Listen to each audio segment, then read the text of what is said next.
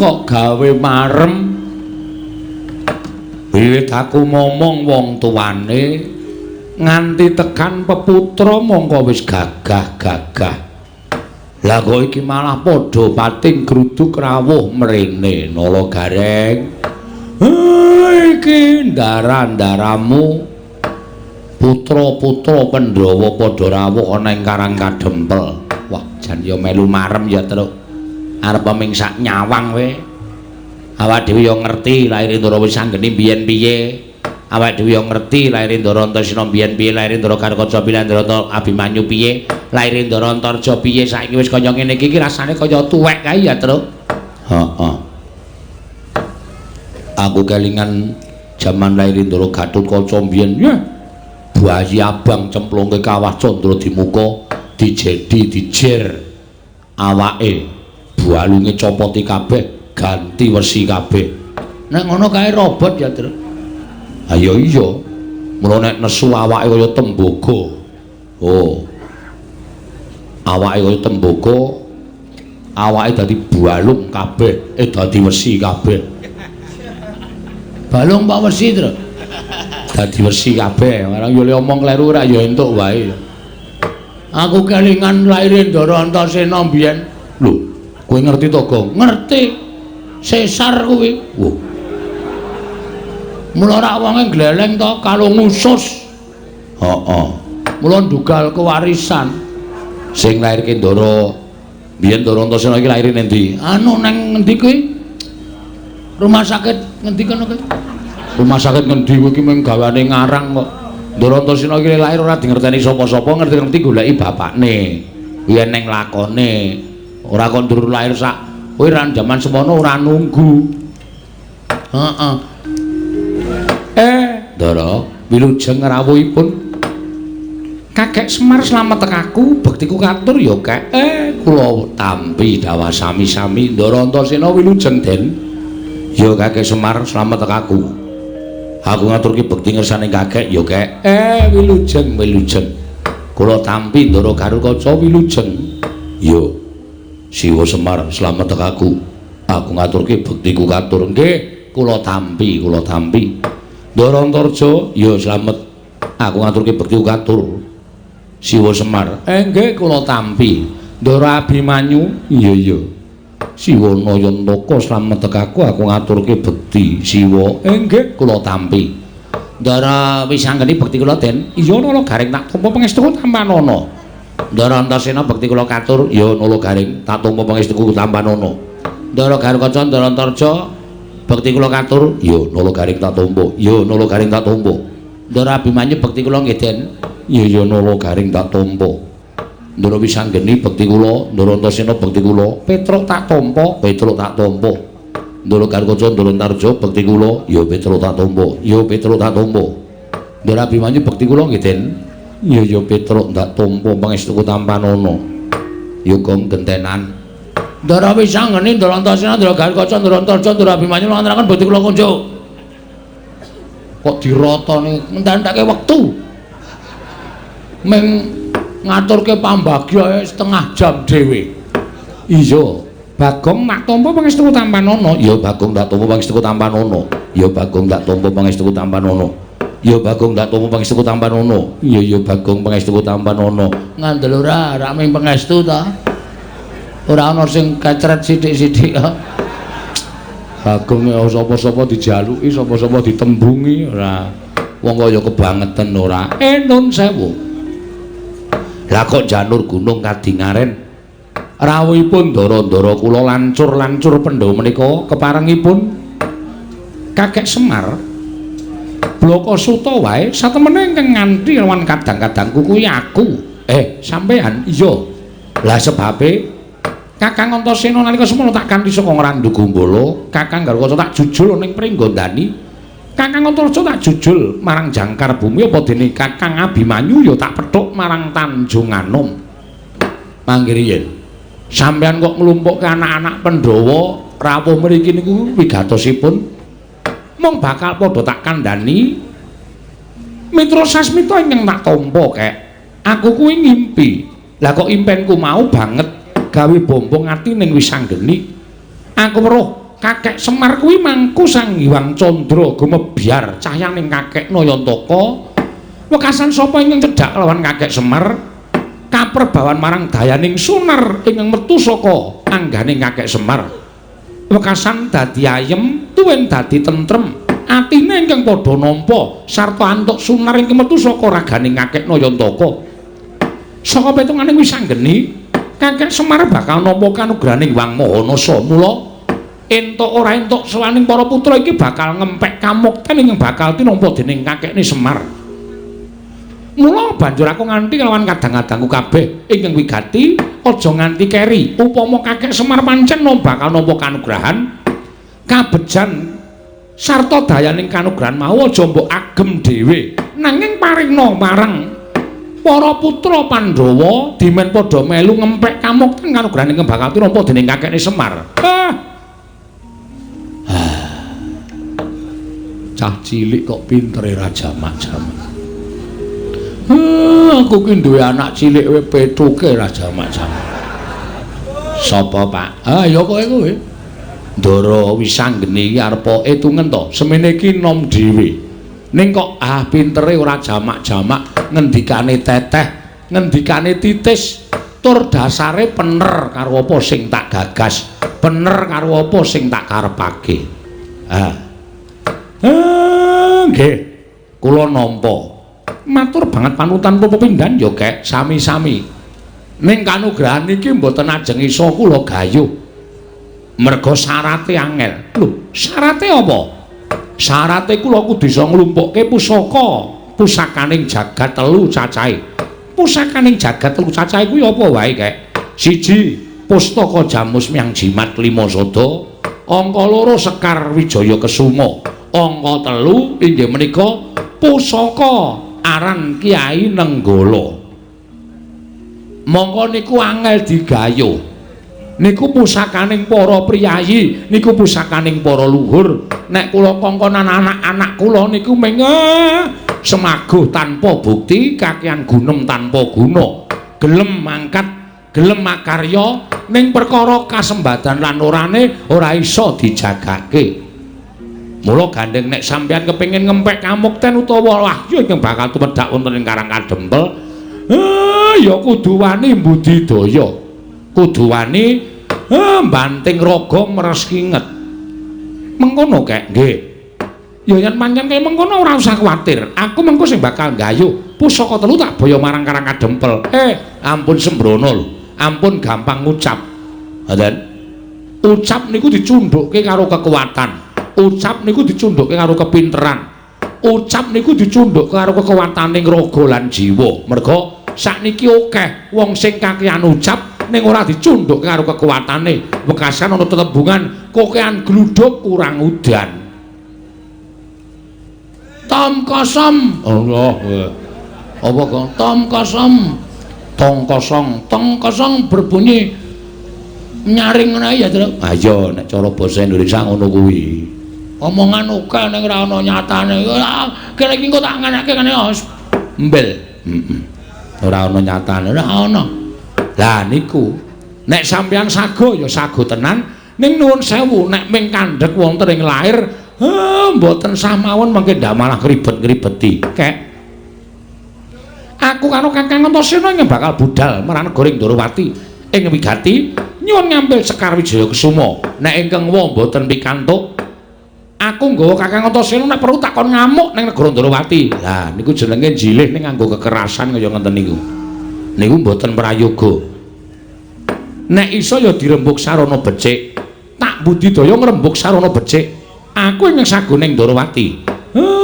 Lah terus aku ingkang sagu marang negara Ngamarta. Nyuwun ngampil Dharma Kusuma supaya pusaka tak boyong marang Karang Kadempel bareng karo adiku Abimanyu. Matur nuwun. Lah sing teng Mandura nek pancen aku dipercaya aku tak budal ning Mandura. Siwa Semar, aja kuwatir. Aku bakal nyuwun ngampil senjata Nenggala. Ndara Wisanggeni kali Ndara Antasena, Ndara Garkaca kali Ndara Abimanyu. Lah sampean kok ora duwe jodoh? Iya pancen aku mung ijen. Nek kira-kira tak wenehi kanca purun mboten. Nek pancen diparengake aku gelem. Bagong kowe melu Ndara Antarja. Aku ketoke arep masuk angin ya Pak iki. Wong mau cangkeme le omong bantere ora jamak. Waras apik kok bareng entuk gawean kok masuk angin.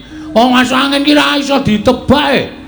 Ketoke mau waras ngerti-ngerti terus meriang terus kerokan ya pirang-pirang kowe iki ora terus ngalahke aku ngono kuwi. Siji wong masuk angin, loro wong mati ora iso ditebak. Ana sing lagi tenguk-tenguk kepengin kedulungan wayu mejang. Ngerti-ngerti modar. Ndasmu kuwi. Kowe nyemoni bapak kowe senengane ora. Mangkel aku. Wong aku ki masuk angin tenan kok mbok delok iki didemek. Terus iki bathuk iki. Oh iya panas ngono kok. Heeh. Nek kira-kira madang waras ora, Gong? Anu kuwi waras. Madang kok njur waras ora. Tergantung lawuhe. Oh, nek ming tempe ya suwe 3 dina le waras. Nek sate kambing ya karo tengah jam wis waras. Lah apa sate kambing? Oh iya. Nek tuku ki aja kuwatir. Nek tensine munggah aku ora tanggung jawab lho. Aku ora tau detensi ya, Tru. Oh. Uteke ora panas. Ora bakal panas wong ora diutek aku. Ha iya. Kula suwun nek pancen pun saguh, nggih saguh mawon. Lan kula ngaturaken panuwun ingkang tanpa pepindhan. Dene ndika Ndara pun kepareng nyagahi menapa ingkang kula betahaken muga-muga rancak samukawisipun napa sing dijanjekke dening para dewa saged tumedhak wonten ing Karang Kadempel sampeyan ngempek dayaning kanugrahan ingkang kula tampi Ndara. Gumarenggeng samya pirembagan dados sakeling mangke dumurujug tanpa harapan praptaning Begawan Durna ingkang miyak sagung kang samya sumewa karya kagiat kang samya mulat.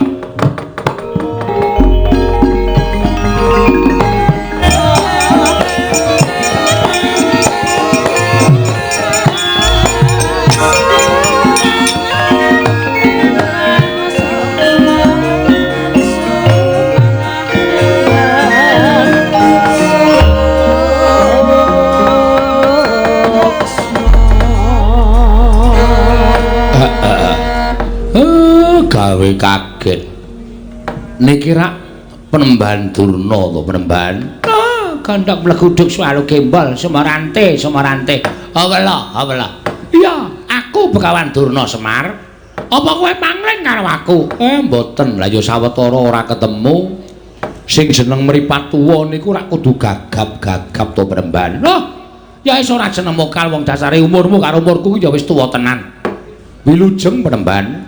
Slamet tekaku Semar niring sambikala praptaku. Salam taklingku katur marang kowe ya Semar. Nggih kula tampi. Penemban bekti kula kunjuk.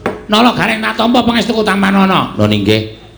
Bekti kula kunjuk Penemban. Oh Petro Kancong bolong natampa pangestuku Tampanana. Lho nggih. Sanget anggen kawudadosaken jimat. Bekti kula kunjuk Penemban. Oh Bagong iya. Pangestuku Tampanana ya Bagong. Lho nggih. Sangat anggen kawin dadosaken jimat dipun sekecahipun anggenipun lenggah wis ora kurang prayoga praptaku ning Karang Kadempel. Eyang aku ngaturake bekti kunjuk. Lho, iki sapa iki? Aku wis anggeni Eyang. Oh, wis anggeni ya putu. Pangestuku Tampanana ya wis anggeni. Tak gegem dadekake jimat. Slamet Mbah Kakung. Lho. Sapa iki? Aku Antasena. Oh, Antasena putuku kowe. Pangestune Simbah Tampanana ya, Nger. Ndak gegem dadekake jimat Eyang bekti kula kunjuk.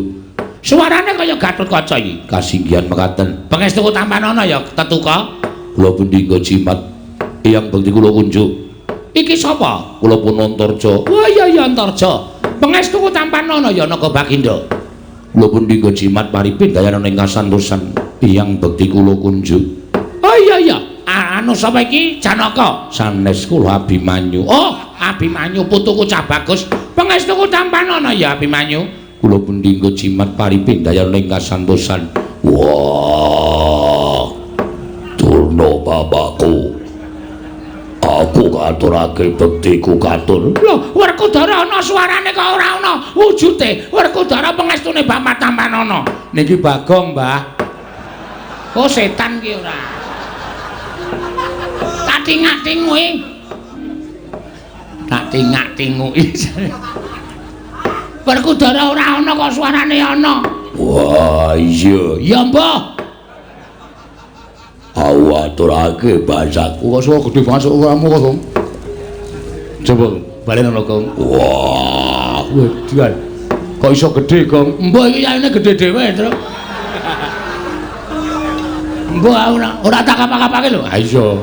Kok iso gedhe dhewe aku iki gumun e, San. Nuwun sewu penemban. Rawuh ndika enten apa pigatos? Lah kok janur gunung kadingaren rawuh enten Karang Kadempel. Oh, iki ngene ya Semar. Mataku nang Karang Kadempel kuwi ora saka karepku dhewe. Nanging pancen aku diutus dening anak Prabu Duryudana supaya aku sowan ning Karang Kadempel ingkang wigati kowe tak kandhani. Kowe tak kandhani ya Semar. Kaget penggalihku duk nalika semana aku tinimbalan dening anak Prabu Ngastina. Lan aku diparingi dawuh yen to anak Prabu Ngastina nampa sasmitaning dewa, yen to jagat iki bakal ketiban kanugrahan. Wondene apa ta wujuding kanugrahan mau? Ora dingendikake dening dewa ingkang paring sasmita kalawan anak Prabu Duryudana.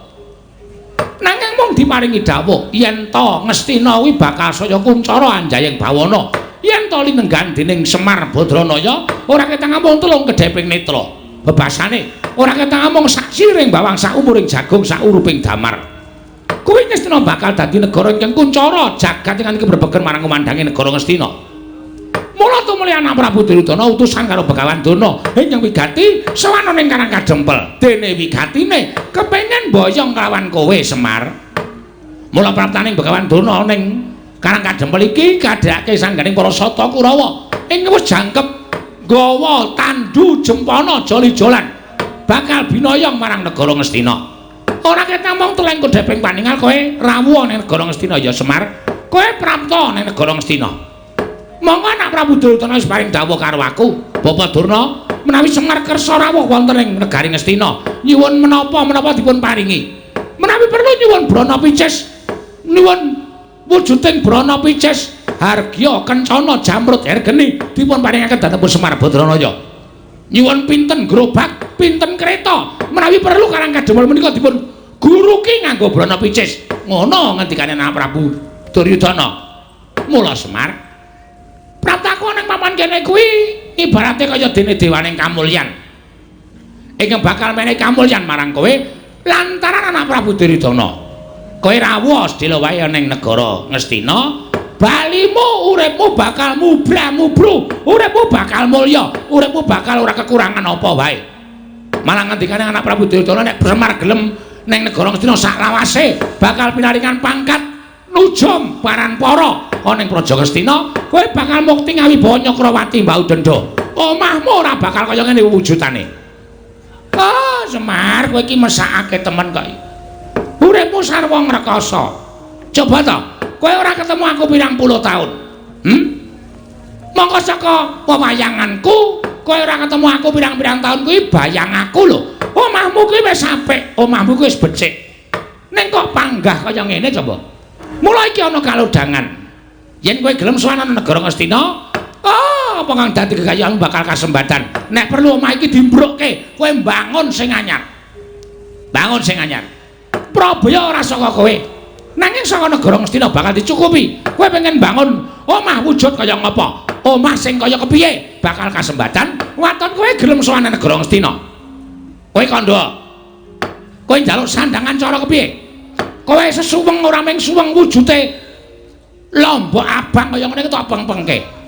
Kowe nganggo suweng sakurungan jago dumadi saka inten bakale kewer-kewer kupingmu. Ning mesti bakale kelakon. Mula kang saka kowe Semar ayo ta.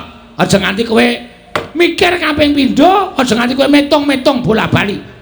Iki kalau dengan kowe entuk kamukten. Kowe entuk kamukten. Nek yen kowe ora gelem tak boyo marang negara Ngastina. Oh, Semar. Anak Prabu Duryudana wis paring dawuh karo aku, Bawa Durna, sagedhakan menika panjenengan boten saged boyong dhateng Semar Badranaya. Ginanipun menapa panjenengan kula sembah? Ginanipun menapa panjenengan dados pujangganing negari Ngastina? Ginanipun menapa panjenengan kula sembah-sembah minangka guru kula? Boten wonten ginanipun. Menawi namung boyong Semar kemawon panjenengan boten saged ateges Durna menika namung pendhita ingkang boten wonten nyatanipun. Buktinipun kawon kaliyan Semar Badranaya. Mila tinimbangane aku ngosin bali marang negara Ngastina, paripaksa aku ngluduk peksa karo kowe Semar. Yen kowe ora gelem tekan negara Astina, tak rubda mari peksa. Bangga bakal tak rampungi, budi bakal tak sembadani. Apa sing dadi karepmu bakal tak wujuti. Rupak wani, jembar wani, padangane wani, petengane apa meneh Semar.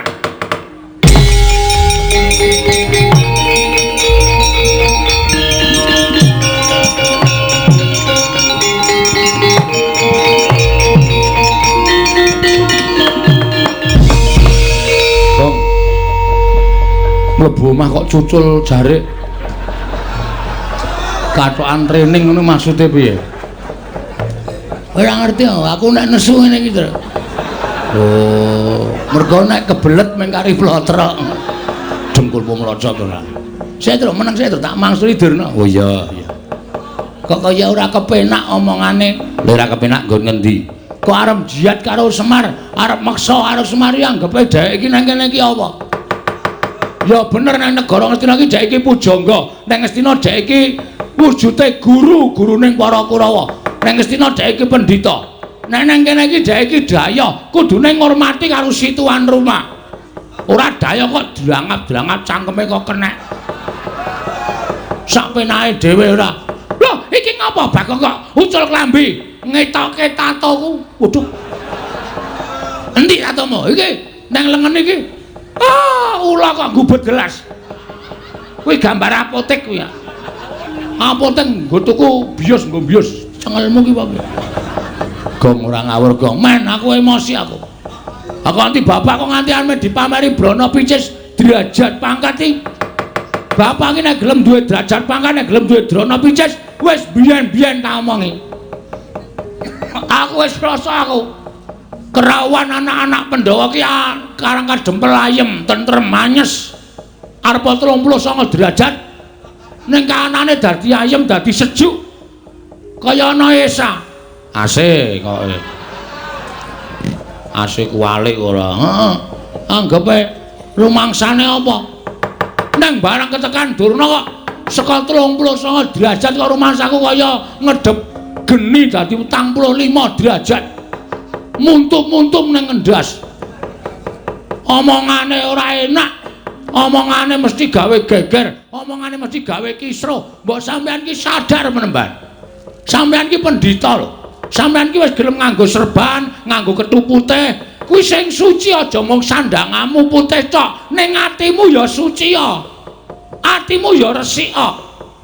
Nek sandangamu kaya ngono kuwi tak sebutake kowe pendhita ndok bosok kowe. Jabamu putih, jeromu mambu. Ora ana gunane sampean dadi pendhita. Meksa karo kawula cilik, apa mbok anggap Semar ki blereng karo brana picis? Ngene Bagong kowe aja nesu karo aku. Kowe iso mbujuk karo bapakmu Semar. Kowe barang bakal entuk dhuwit, kowe barang bakal entuk derajat pangkat. Aku ora mendem derajat pangkat, Dur. Aku nek wis gelem duwe derajat pangkat ya wis pilihan iki wis dadi wakil rakyat aku. Nah, ora gelem aku. Aku seneng berkesenian kok. Aku seneng budaya kok. Ngono. Nggo ngapa? Aku sapa sing arep mekarake kesenian sapa sing arep akeh budaya? Apa dianggap aku blereng karo derajat pangkat brana picis? Ora kok. Aku urip kaya ngene iki seneng. Kowe tak omongi ya nek pancen kowe urung ngerti. Bungaing lair karo bungaing batin ki mor misah. Ora ngerti to maneh. Goblok kok. Wong ki nek ngrasake bungaing batin, kuwi mesti ngrasake bungaing lair. Ning nek wong ngrasake sing diutamake bungaing lair, bungaing batin durung iso kejangkau. Buktine apa? Wong seneng laire iki derajat pangkat duit akeh. Lho, ning atine urung karuan ayem. Omahe nggo nyimpen duit ben dina ben bengi ping celingak-celingu.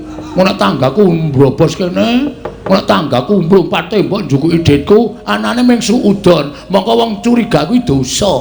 Anane mung numpuk derajat pangkat, numpuk bono picis karo numpuk dosa. Ning wong cukup kaya aku ngene iki. Tak omongi ya, mangan sedina ping pindho tak gawe tentrem, tak gawe ayem, pancen rejekine sing gawe urip tumrap Bagong ming semono. Ning tak gawe wareg arep ajane ngintir-intir. Ning sing penting atiku seneng anakku iso mangan, bojoku iso mangan. ora nyimpen brana picis kokean sak madya, ora curiga karo kiwa tengene, ora keweden nek dibobol, ora keweden nek dicolong. Ayem matine. Ngono. Apa mbok anggap urip nang alam padang ki sing utama ki ming bondo donya? Ya ngono wae piye? Sabar kok, sabar kok. Watuk ya aku ya ora apa-apa, ora apa-apa. Tangane, mah. Tangan berita nggo idu ora. Padahal ora kowe. Lah nek sagedakan iki arep mboyong karo Semar dengan cara memaksa. Itu Anda sudah melanggar hak asasi manusia. Anda sudah melanggar kemerdekaan setiap insan. Wah, edian. Bagong ngomongane apik tenan ya. Aku S8 e. Oh. S ki meng tekan 3, S3. Aku S8 kok. Apa kuwi? Sinten sumerep silit sapi lah gesos kowe. Pak Toton dasmu lho kok. Kuwi meng ngomongane cah cilik kok nggo dagelan ora. Kula kelas kali kula keling. Kacuk kula keling-keling. Heeh. Hah? Aku arep mengimbangkan iki karo brana picis nang kene salah nggon kowe. Nek kene arep pamer brana picis boyong karo Semar, anake ragil sing ora trima. Lho, ning ngono kowe wani karo Begawan Durna. Wah, lah ora tau ndelok wayang kok. Nek ndi-ndi Bagong ora wedi karo sapa-sapa. Bagong karo Durna ya wani, karo Sengkuni ya wani, karo Duryudana ya wani, karo Pandhawa kala mangsa aku ki wani. Kowe wis tau ngerti lakon Bagong Gugat durung? Dewae tau sak asik. Nek urung ngerti nanggap. Ora mung ngenteni aku crita, tuna aku. Apik kuwi gayeng, dewae morat-marit tak sikat kabeh. Lah kok mung Durna. Apa itu? Kecil macam mana? Oh sampean pamer nang kene nggawa Sata Kurawa. Ha keroyokan. Keroyokan. Sampean iso nyenggol Semar, boyong Semar tok peksa nang ngendi jenenge negara Ngastina. Lah gumlundung sirahe Bagong. Lho, ora lho iki serius. Yen ngono kowe wani karo Begawan Durna, sing tak wedeni apamu? Dudu nang kene papane wong neter katiten. Ayo metu jaba. Piye? Metu jaba. Ah, metu jaba. Tutut lakon makan.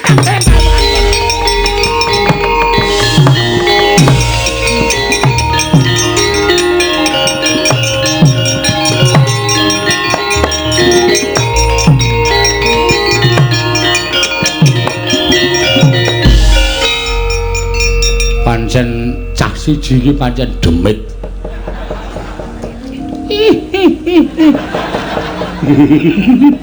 Aku kira ndelok polahe Bagong iso guyu dhewe dunekke demit ya. Lho kirik.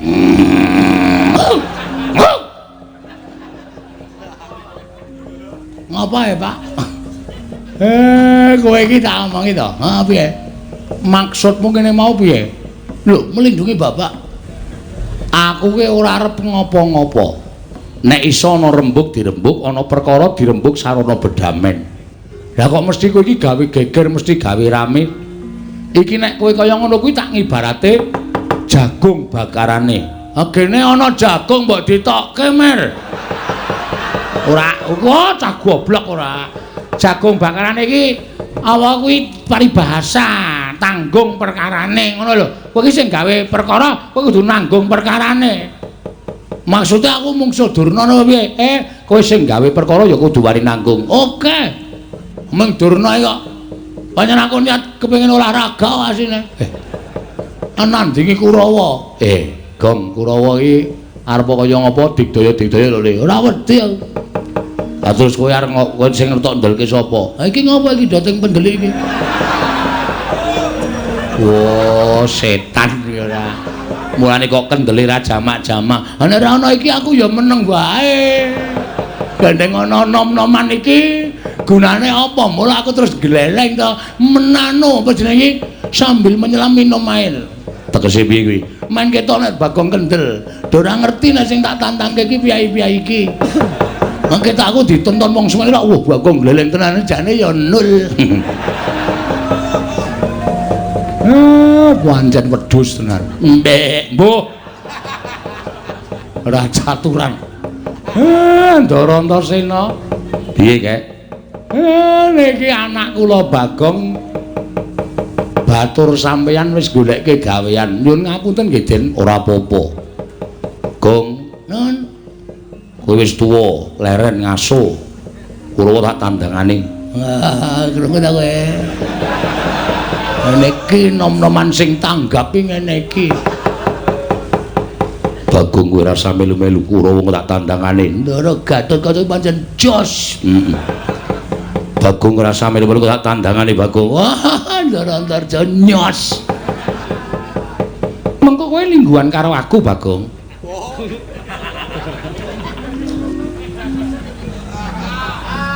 Piye, Gong? Iki ra patek otop iki. Kancane do nyambut gawe engko lungguhan karo aku, Bang. Apa mung paitan bokong lho? Paitan bokong piye? Lungguhan iki ra mung paitan bokong to. Wah, mbok temandang. Aku ki nek temandang sing tak nggo jagan ming Kakang Antasena. Mong Kakang Antasena wis saguh ngewangi kowe ya wis ben Kakang Antasena. Kurawa 100 ki rasa dadak nganggo Kakang Garaca, rasa dadak nganggo Kakang Antarja. Kakangku Bambung Antasena iki nganu iso ngrampungi perkara kok. Ya, Kang. Mbok. Kok mbok apa? Mbok sing sopan iki. Aku arep dikaya ngene iki ya anak satriya, anake Bapak Werkudara tok bambung-bambungke. Oh, senengane ora. Aku ora ngajar karo Kakangne kok Bambung Antasena. Sing bener iku Kocluk Antasena. Tendyangi raine ra. Matur nuwun nggih, Den. Nek pancen kaya ngoten ampun nganti kesempyoke ngaradan kawula-kula pengamuke Kurawa sing didhawuhke Begawan Durna mangke mang tambak teng jabaning rangka karang kadempel njaluk pamit yo, Kek, njaluk pamit Jiwa Semar.